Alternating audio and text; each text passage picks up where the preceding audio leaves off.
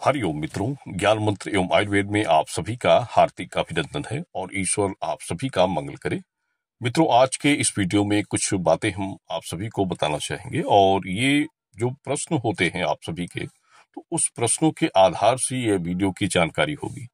देखिए, कई सारे प्रश्न आते हैं व्हाट्सएप के माध्यम से या अन्य माध्यम से और सभी का उत्तर देना संभव नहीं हो पाता है। कई परेशानियां लोगों के साथ होती है। हमने अभी तक अपने व्यक्तिगत जीवन में जो जब से आप सभी को जानकारियां लोगों को देते हैं, तो कई लोगों की हर प्रकार की परेशानियां और हर तरह के प्रश्न देखे हैं। और इसमें देखिए, एक सबसे बड़ी बात होती है कि किसी भी कार्य को करने की जो एक तीव्रता होती है, वो जिसके पास नहीं है वो हमेशा परेशान रहता है। लोग प्रश्न करते हैं किसी बात को लेकर और फिर उसमें अब खुद तर्क करते हैं कि हम परेशान हैं, इसको लेकर बहुत परेशानी है, बहुत चिंता में है। लेकिन अगर आप उस विषय को लेकर सही वास्तव में गंभीरता रखते हैं, तो हम ये समझते हैं कि वो जो परेशानी है आपकी, वो जल्द ही दूर हो जाएगी।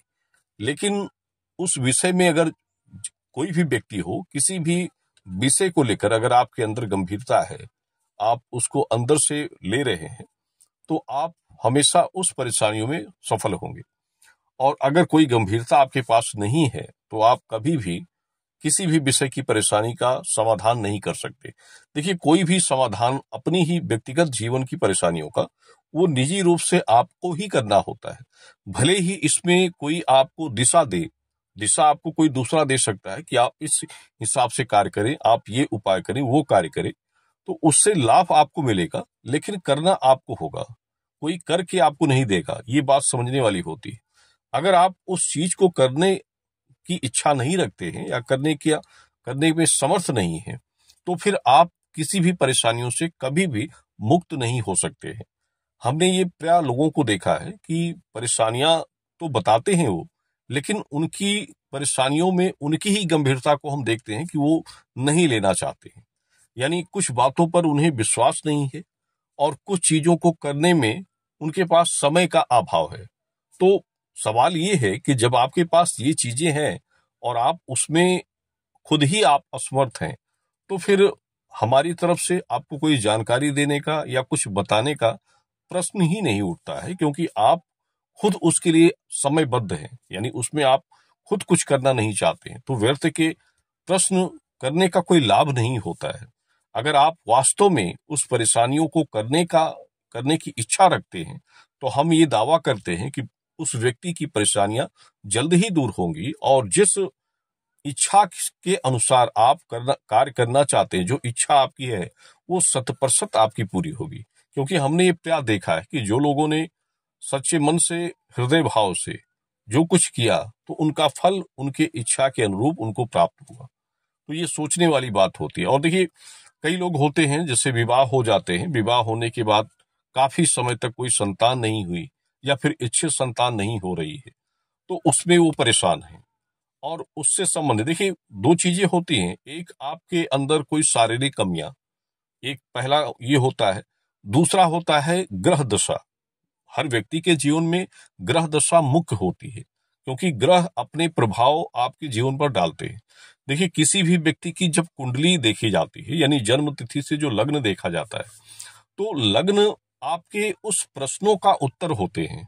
जिस विषय को लेकर आप प्रश्न लेकर चल रहे हैं, यानी आपका प्रश्न है कि आपकी आर्थिक समस्या सही नहीं है, आप काफी परेशान हैं, या आपका प्रश्न है कि आप संतान आपको प्राप्त नहीं हो रही है, पुत्र प्राप्त नहीं हो रहा है, या कोई भी संतान आपको प्राप्त नहीं हो रही है, कुछ भी समस्या है, तो उस समस्या के अनुसार उस लग्न के भावों को, यानी जितने लग्न के ग्रह होते हैं, जितने भाव होते हैं, उन भावों और उन ग्रहों को देखा जाता है। जो भी प्रश्न है, कोई विवाह के लिए प्रश्न करता है कि विवाह नहीं हो रहा है या वैवाहिक जीवन उसका सुखी नहीं है, तो उसके लिए लग्न 7वें भाव को देखा जाता है। संतान के लिए 5 भाव को देखा जाता है।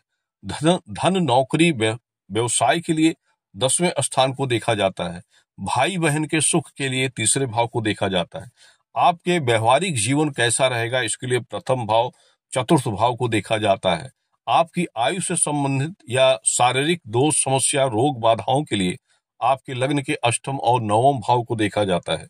यानी जैसे प्रश्न आप जिस हिसाब से रखते हैं, उस हिसाब से आपके लग्न के उन भाव को और उन भाव में स्थित ग्रहों की भाव दशा को देखा जाता है, क्योंकि भाव पहले देखे जाते हैं प्रश्न के अनुसार, और उसमें स्थित ग्रह या फिर अंक हैं तो उसकी राशि के हिसाब से ग्रह की भाव दशा कि यानी वो ग्रह आपके लिए कैसा कार्य कर रहा है, अच्छा कर रहा है या बुरा कर रहा है, वो ग्रह आपको परेशान कर रहा है या लाभ देना चाहता है, तो उन ग्रह की भाव दशा कि कब तक ये आपको परेशान करेगा, कब आपके जीवन में अच्छा समय आएगा, कब आपकी इच्छा पूरी होगी, वो भाव दशा ही आपकी ग्रह की बताएगी।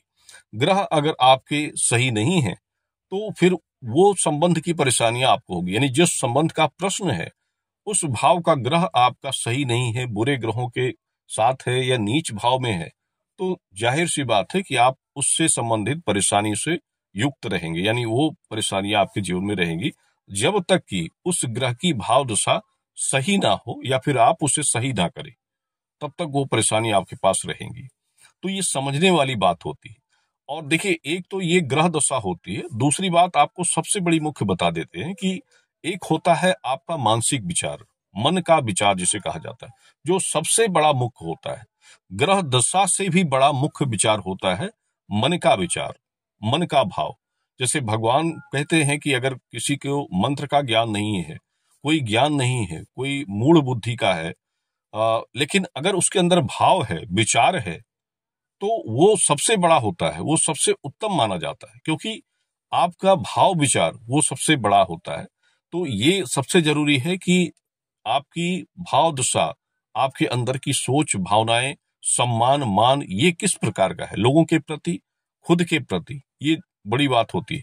देखिए, कई लोग ये भी प्रश्न करते हैं कि संतान उनकी हो, गुणी हो, संस्कारी हो, अच्छे गुण संस्कार वाली हो, तो इसके लिए आपको भी आवश्यकता होती है कि आप भी अपने उस आचरण को, जिस हिसाब से आप संतान चाहते हैं, उस अनुसार आप स्वयं के आचरण को भी अच्छा बनाइए।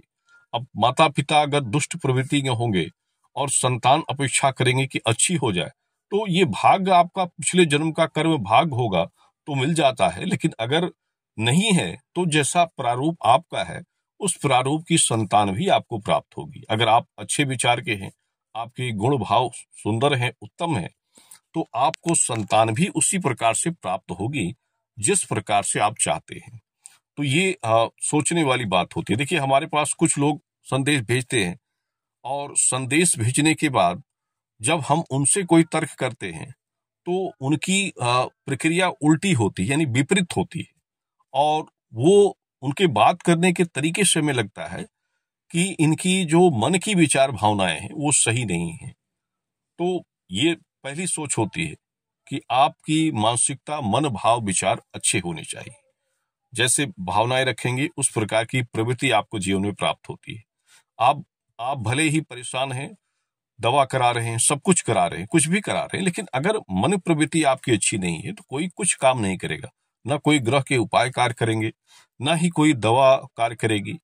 तो ये जरूरी होता है कि उन चीजों को भी सुधारना चाहिए, मन की प्रवृत्ति को अच्छे बनाएं। अगर लग्न ग्रह में स्त्री पुरुष के कोई दोष बाधाएं हैं, उसके कारण से आपको संतान सुख या अन्य कोई सुख प्राप्त नहीं हो रहा है, तो उससे संबंधित उपाय जरूर करें। निश्चित रूप से हम ये दावा करते हैं कि आप संतान सुख या अन्य कोई भी समस्याओं से आप वंचित हैं तो वो सुख भी आपको प्राप्त होगा, क्योंकि हमने प्रत्यक्ष उदाहरण लोगों के साथ होते हुए देखा है।